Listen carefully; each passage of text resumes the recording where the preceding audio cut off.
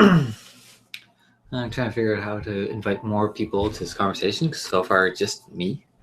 The purpose of this is just to talk about the OSR. I've been out of the scene for a while, and I've been getting back into it, I don't know, for the last couple of years. Depends how you want to measure it. So my main purpose of this conversation is to actually have a conversation. So let's see how I can get people on board. Hope people could just like call in.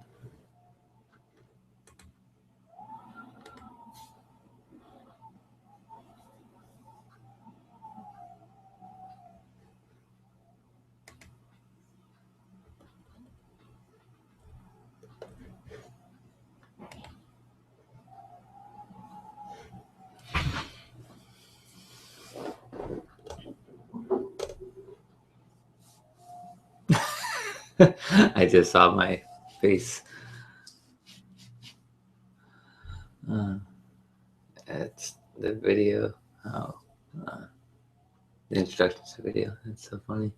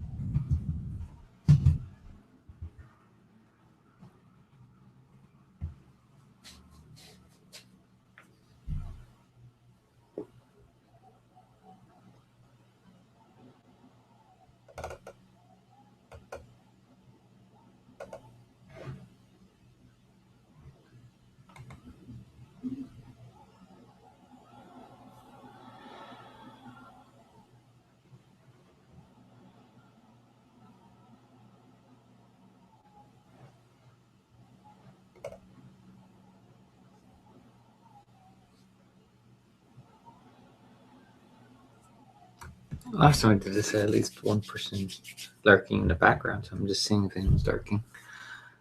I can show what I mentioned these days. The last couple days, I've been looking at second edition stuff. I have a small little group of people that we play 5th edition with once a week online, but my heart is in the second edition, so I'm thinking about transferring some of the ideas over. So I got like the deck of encounters one here. Got the 2 up there somewheres. I took one section of cards out. I've been reading through them. They're really inspiring. I like this idea because I always grew up playing Dungeon Magazine adventures, because I never really could afford to buy individual like full modules, and it was also just harder to find in the neighborhood I lived in. So it was kind of cool. So this is like even smaller than Dungeon, which is a bit too small, but still really cool. I remember one time I randomly pulled one out that was really neat about something about trying to help out someone turn a gargoyle from stone to reanimate a gargoyle, but they needed like, what was it? Hair from the tail of a Pegasus. I don't know, that sparked my imagination. Because first off, you don't know if the person who is in control of the gargoyle, it was a wizard, is it good or evil? There's so many things you can do with that. and just trying to find the Pegasus. You can bring the players through some interesting encounters.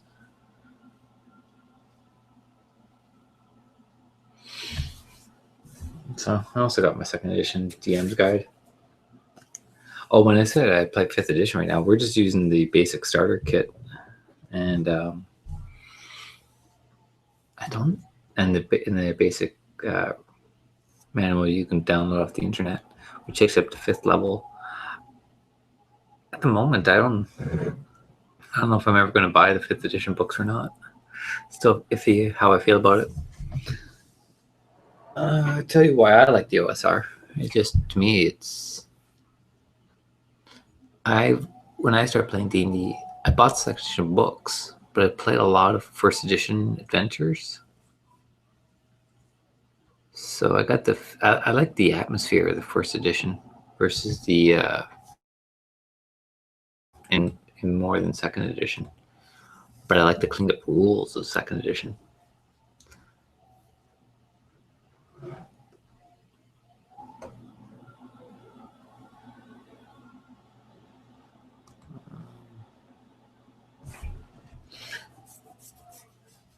I like the rules of 3rd edition too, but I don't like the book. That's the thing. I like how everything is more unified around the D20. The 1st edition and 2nd edition, it seemed like a hodgepodge of rules, just kept adding to the system, just because they didn't know exactly how to do everything. I think you could feel that in the rules. That being said, I don't like rules like how players can min-max their way into any, like, to improve any situation. That's kind of annoying, but I do like when players are creative and figure things out. So I always thought modern systems, the challenge rating, what's it called, DC challenges were a good idea. There's a lot of ideas in 5th edition I like, so I think, every edition's got its merits. I picked these up because they're half price. I wonder if these are any good.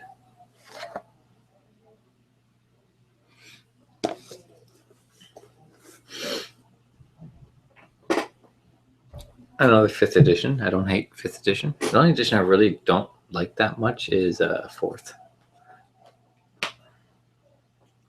It's not that I don't like 4th. 4th is a fun board game. It's just not my thing. And I don't like the... well, they probably had 3rd edition too. They might even have it in 2nd edition, some splat books, and I don't know. But I don't like how most of the characters glow. When I played 2nd edition, I think the base books were enough, and I had the splat books for Fighter and Thief because they're the 2 classes I felt needed a little bit flair. They need a little bit extra. But like clerics, you can pick god you're a part of, so you can have so many different types of weapons used by different gods, different kind of armor, different symbols, different ways they turn undead. Maybe, I don't know, there was a lot of flair already built into the player's handbook or even the DM's guide for clerics and wizards, especially wizards, because they had all different kinds, especially wizards. I thought that was kind of cool. Now, I didn't mind the splat books. If someone wanted to use them, that was fine. I just didn't want to buy them.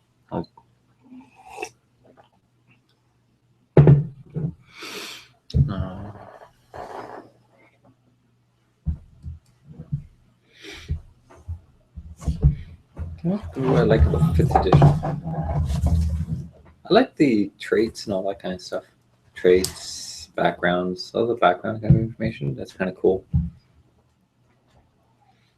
I don't know how I feel about the monster stats yet. I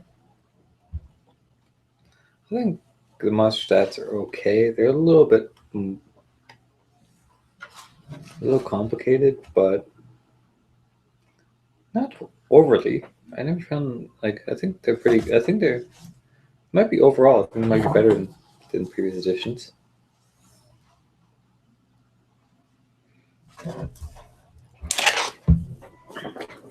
I like inspiration. I like the idea of, was it advantage, disadvantage? I'm still getting used to that. Those are things I'm getting used to, but I like them. What I don't like about 5th edition is pretty much what I don't like about anything above third, from 3rd edition above, is the normality, if such a word exists, of like characters with, I like to call them glowing characters, like characters that like Dragonborn, what else? Tieflings. Every character seems to have magic in some way. I don't quite like that. Like 5th edition reduced that from 4th. Well, 4th edition, I don't know, they might have had just the same amount, but because everything, like, there was martial abilities with cards, everything had a card, everything, and the cards, from my limited experience, felt a lot like wizard spells, and that's the cool thing. I like DCC's take on fighters. Holy crap, that is incredible.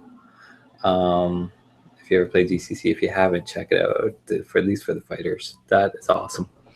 That is what I think fighters should be. Fighters should be the one character that is very versatile in the combat and can do almost anything physically. But it's physical. It's not magical. It's physical, and I like that.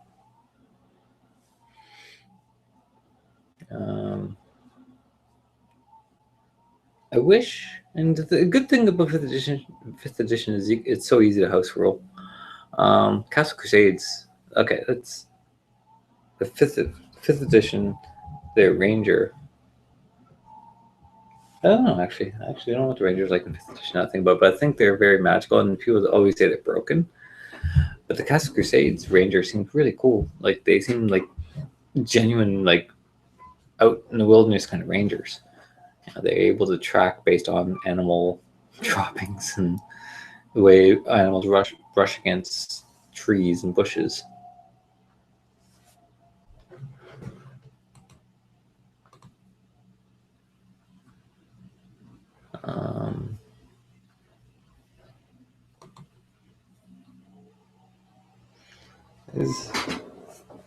I think when it came to 2nd edition, because I only bought the base books, what I liked was, I was talking about things I didn't like about 5th edition, is players generally picked the base classes, base races, and then give them just really unique personalities or really unique quirks and stuff like that. But then every once in a while, a character would come up with an idea. For example, what if I was part, touched by a dragon or something like that? So they essentially made a dragonborn, but not, and they would have to consult with the DM, and then they would work it out together. So it would be like, if you ever read the AT&T books back in, comic books back in, I guess it was in like 92. There's like all the characters were regular, normal characters, dwarf, an elf, a couple humans, that normal stuff. But then there's like one centaur, and as I'm saying, there was always just one outside that was kind of very unusual, and that's cool. I'm cool with that. But it seems like every character has to be super special, super magical when 4th edition came around, or at least a much larger percentage seemed to be. Again, like I said, it's a glowing factor I didn't like. Don't get me wrong, 2nd edition glows more than 1st. Like I said at the beginning, I played mostly 1st edition modules with 2nd edition rule set, just because 2nd edition was much more cleaned up. Like 1st edition was where it all began, and all respect. But it was also the 1st edition, right? It was the first time it was done. So, rarely of anything in life, the first one's the best. It's always, there's always a second iteration that cleans things up. No, it's not the first D&D. It was not or second, like, actual, but you know what I'm saying? I also have the red box. I still like Beckman edition of D&D. I like how clean it was, how simple it was, and just yeah. Other improvements I like about 5th edition. I do like how characters burn up in level. What I mean by that is from 1st to 3rd, you just go up really fast, and I do like that. That's just my flavor of play, but here's the thing: it doesn't matter. Like that's the one thing that's great about most editions is you could house rule however you like. I still rather have the slow progression of older editions, and then just have my ability to house rule a faster one, than have it as a rule to go up faster in levels. But the thing is, it fits what I usually do. It's not that I'm like in low levels. I rarely track experience points exactly to a T, and if I do, well, I guess I do, but I don't. Like I house rule a lot, and when back in the day when I did run games, getting first to second level just meant playing one adventure. Right, that's kind of cool. My adventures were shorter too, so like I'm playing the box set Lost Mines of Phandelver, and in there it looks like a quarter of the way through the adventure you get to second level. For me, that sounds about right because I would play a small like adventure in Dungeon Magazine, and then wow, you're all second level. That being said, one of the problems when I played second edition, but no one seemed to care. That's the awesome thing about being when we were younger. Um, I would do that. I would boost everybody at second level pretty fast, or third up to certain levels fast. At some point, I guess they would slow down, but I can't remember. But my point is, when you do that, one thing about older editions is every character class had different experience point uh, to level rates. So, like, thieves would burn up faster than wizards by a lot. Warriors were right in the middle. So when I bumped them all up to second level, thieves, if the person was really picky, the thief would be like, "Why am I not like third level then?" Or that kind of thing. It wouldn't be fair. But the thing is, you want to get them. I wanted to get the players out of the squishy level sooner, but also I want them to complete something before they get there. So that's why they have to complete adventure. I guess it's just I feel like if you complete an adventure and you're still alive, you deserve a level. And I rarely played complete campaigns. I usually just together dungeon adventures, and if players said, "Well, eventually that enemy that got away, we want to get him, but we have to all this to do first. Do we get to that guy?" Those would be all like mini adventures along the way, right?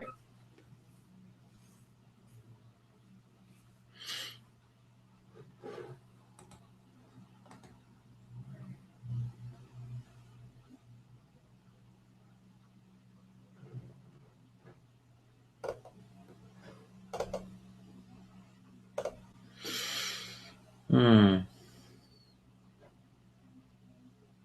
I was hoping at least one person would show up in this conversation today. The whole idea of having a conversation, like I said, I'm going to do it again soon. I'm not giving up on the idea. I'm just trying to. Once you get one person talking, you can get another person talking, and that's my whole goal. I just want to I want to get to know some of you guys out there, and also want to improve my gaming experience. What else can I show you? On my game shelf, board games comprise most of my shelf. Well, it's not true because actually, I got like one whole entire like shelf length of Dragon magazines and a few Dungeon and Gygax magazines, which I have to catch up on.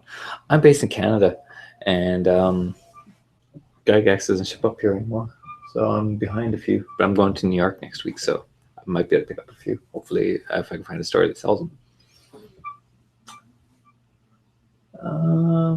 So on my shelves, I'm not gonna list them all off. I'm gonna list a couple. There's Spyfall, Battlestar Galactica, Settlers of Catan, Jamaica, King of Tokyo, Mysterium, Camel Cup, Codenames, Wits and Wagers, Dixit, Power Grid, Mice Mystics. I have the Pathfinder card game, which, as a game, it's not that great, but as an activity, it's fun. I quite enjoy it. I quite enjoyed it. It was a fun activity. Hero Quest. Yeah, I got that. That is story behind that. I got that at a thrift shop for $2. That was awesome.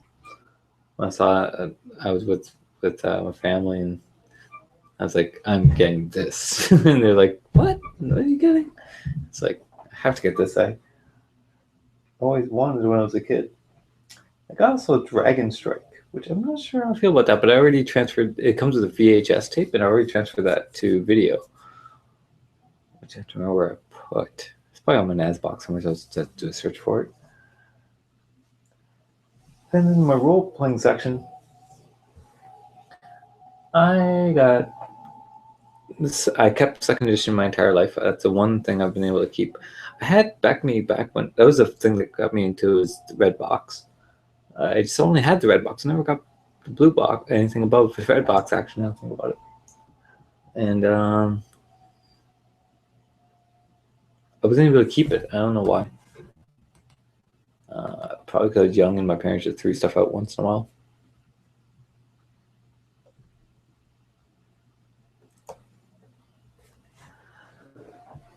But I rebought it recently, is my point. And I got a bunch of dragon magazines, and a couple dungeon magazines. I want more dungeon magazines. And like I said, I have second edition. I never had the player's book for a long time because I always thought I had the DM's guide, and I always got stuck in DM position, so I would DM. Recently got a player's book from a friend of mine. She won at a board game event in the raffle, so that was awesome. It's in great shape. And when I'm saying second edition, I really prefer this look. I like the first printing much more than the second. The second one's like more to the heart of first edition, which is awesome, but I don't know. I feel like it's not as cool. Like, as you can see on my wall, on my door back there, you can see a demon idol. Because I do think the first edition's got some cool art. Just something about the covers of first edition books don't inspire me so much as the second edition don't inspire me as much as like the second printing of second edition don't inspire my imagination as much as the first printing. I think it's just because the artwork is just, I hate to say it, much more polished in the first printing. Now the thing is, the vagueness or maybe the black and whiteness or something about the first edition gets my attention too. So I live in both extremes. I guess it's you either go black and white and then a few awesome things like that, or you make everything looking awesome, which first printing, second edition, I think did. And I feel second edition, second printing, there's some good stuff in there, but it just doesn't get my imagination. Anyways.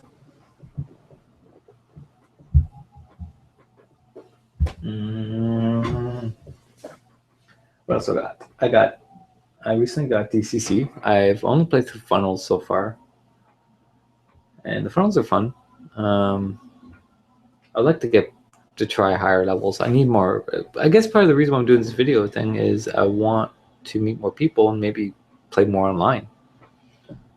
So I have the opportunity to get to try a first level adventure sometime. I got Castle Crusades because before 5th edition came out, when I got back into D&D, it was actually when I was living overseas, and I tried 4th edition, and it's like It was a fun activity, but it's not what I wanted to do in D&D. So when I got back into North America, I decided, well, I need to get into role-playing games. Should I play second edition or should I check out something modern? Play a bit of Pathfinder. I think the world's amazing. But the level of complexity does not interest me at all. I heard of Castle Crusades, and that's pretty cool. And I think ultimately, Castle Crusades with some house ruling, adding some 5th edition elements, actually would be a really good mixture. I like the feel of Castle Crusades. I like the simplicity of Castle Crusades. I think the Siege Engine is a little bit too extreme, but the idea is really good. Add in the advantage, disadvantage, maybe in the inspiration of D&D, maybe in some of the backstory ideas. We call it the backgrounds of the characters. That would be awesome. Or just go back, play second edition, first edition, back me. What else is on my shelf? That's also game systems actually have on my shelf. I also have the advanced Marvel superhero system. I got 3 box sets, all at I had when I was a kid. Again, that's another thing I lost when I lost the red box. But I got these at a auction at the local thrift shop. It was neat how it happened too, because me and this woman were both bidding for it, but it was 3 box sets plus comic books. And as we're bidding each other up, we got to about $35, and I looked at her and it's like, "What do you want in this collection?" And she said she wants comic books. I'm like, "I just want the games." So we stopped, and we went half. So I got for about $20, $20 Canadian, which is what, 10 cents American right now. I got that. That was awesome. I also got several DCC fanzines, like Crawl magazine, Metal Gods of Ur-Haddad. And if you look at my last name, you can see why I had to get that. I got the Well of Souls. I got the Well of Souls because I played online. I just thought, after playing, I thought that's kind of cool that people are making stuff like this.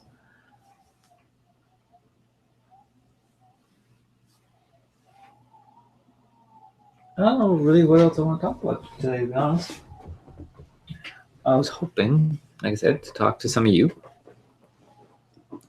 I'm gonna probably leave this video up for a little while. This video is pretty random.